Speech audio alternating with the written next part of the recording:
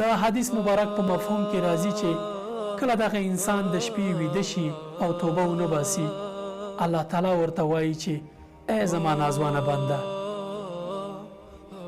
ګناه دې وکړه، ویده شه او حد اقل بخښنه دې ونه غوښته.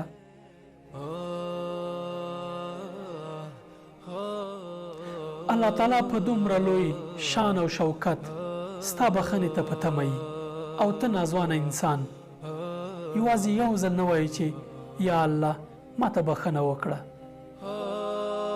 شیطان مې پښه وښویوله او ګناه رانه وشوه. یوازې د زړه په پښیماني باندې هم الله تعالی ته بخي.